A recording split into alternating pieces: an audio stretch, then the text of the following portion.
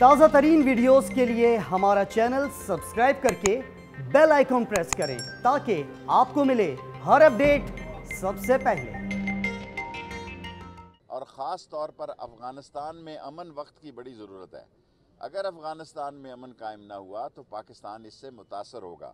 پاکستان کے امن کے تمام راستے افغانستان کے امن سے نکلتے ہیں، اور اگر وہاں ٹی ٹی پی آرگنائز ہو گئی اور انہوں نے ایک نئی سیاسی اور دہشت گردی کی وہاں فضا پیدا ہو گئی، پھر ہمیں بھی اپنی سیکیورٹی کو مزید بہتر بنانا ہوگا۔ آگے بھی ہماری عظیم افواج نے عظیم قربانیاں دے کے یہ امن و امان بحال کیا ہے، لیکن پاکستان میں امن کے سارے راستے افغانستان سے نکلتے ہیں۔ جو کچھ اس وقت غزہ میں ہو رہا ہے، اگر یہ کووڈ کا مسئلہ نہ ہوتا تو آج عید کے بعد ہم ان کے ساتھ جو اسرائیلی ظلم و ستم ہو رہا ہے اور جس طرح مسلمانوں پر بمباری کی جا رہی ہے نہتے لوگوں پر، ہم باہر نکلتے، لیکن ہماری تمام قوم کے جذبات فلسطین کی آزادی کے لیے اور کشمیر کی جد و جہد آزادی کے لیے ساتھ ہیں، اور ہماری دعائیں فلسطین کے ساتھ اور کشمیر کے لوگوں کے ساتھ ہیں۔